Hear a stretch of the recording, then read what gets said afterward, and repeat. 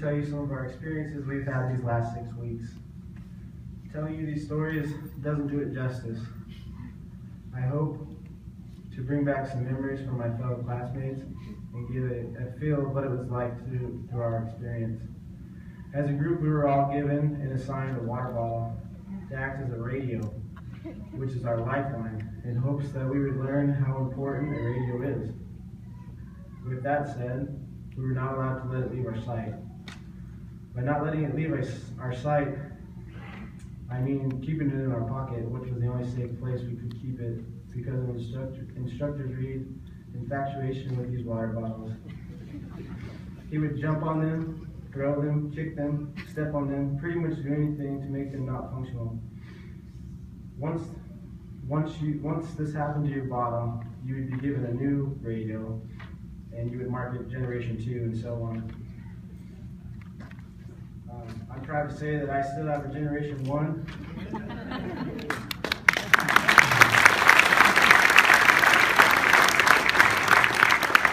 I think 2 of my fellow recruits have a Generation 1. So you can see Instructor Reed over there, he's getting a little anxious.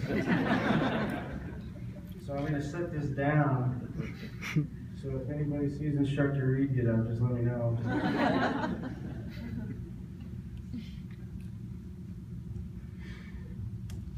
So I'm going to tell some stories about some of the recruits, not all of them, for the sake of time. They might be a little embarrassing, so I'm going to start by embarrassing one of my great friends, Whit. For those of you who don't know what a jody is, it's a run to a cadence. Anyway, the first week of the academy, Whit was called out to lead the jody and caught off guard. Caught so off guard that he started his jody with "Birdie Birdie in the Sky." And it sounded really good. But he didn't follow it up with anything else. Needless to say, he was just lost for words.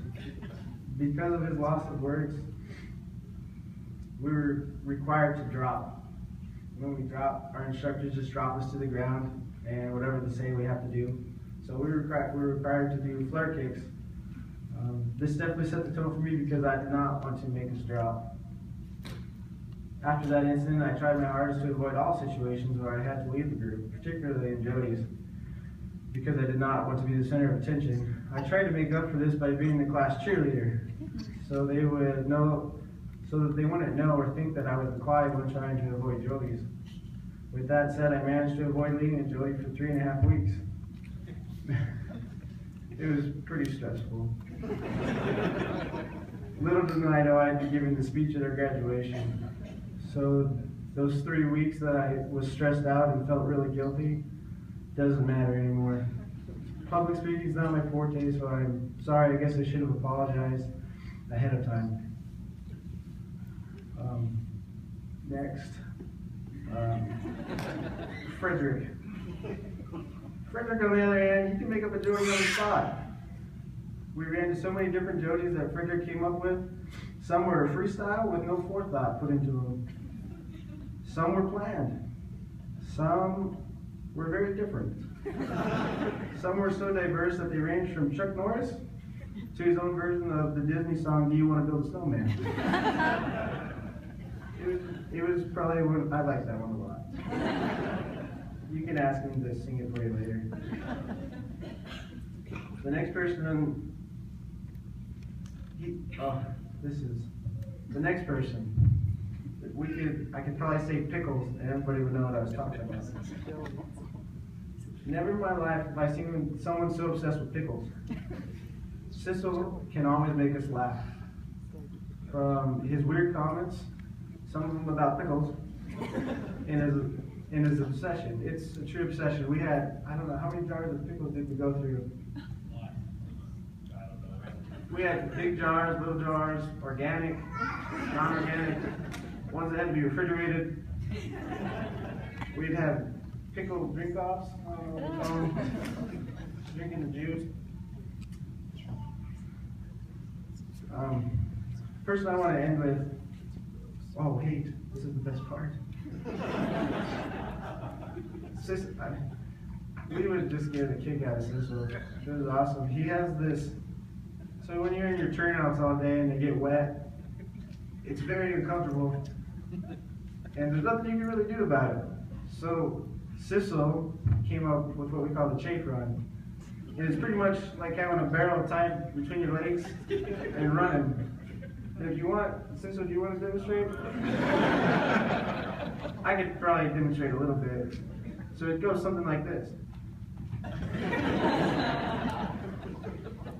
you're running across the training ground and we're all laughing, it's pretty hilarious. You see Sissel, well, that one's Sissel. I know that. I'm going to end with Burrell. Burrell pushed himself to the limits every day. And the reason I know this is because you could see it in Burrell's eyes, how it was like his body was shutting down. We were out there in 100-degree weather with turnouts on, with turnouts off. It didn't matter. Burrell was pushing himself to his limits. And we could all say, I think we call it the Burrell stare. You just knew he was in the zone, trying to focus on not passing out. But it motivated me every day during PT to do better and never give up and work till you drop, which I did. I did it twice. I dropped. Let me just take the time to express to you the importance of eating a good breakfast. It's important in a discussion. There are so many experiences and memories that are going to stick with me forever from this academy. I just want to thank the 10 recruits behind me for being part of it and for dedicating themselves each and every day. In closing, I'd like to leave my classmates with a question, a simple question that will challenge you to rise up to the occasion. When it is all said and done, will you have said more than you have done? Thomas Henry once said, "The rung of a ladder was never meant to rest upon, but only to hold a man's foot long enough to enable him to put his other foot somewhat higher." Graduation from this academy is the first rung, and we have a great journey ahead of us. We have all been given a once-in-a-lifetime opportunity to use the skills we have acquired during this academy to change the future. We are the next generation of firefighters. Let us strive to do more, help those in need, and always remember our history. We were made to do great things. Let us go out and be great.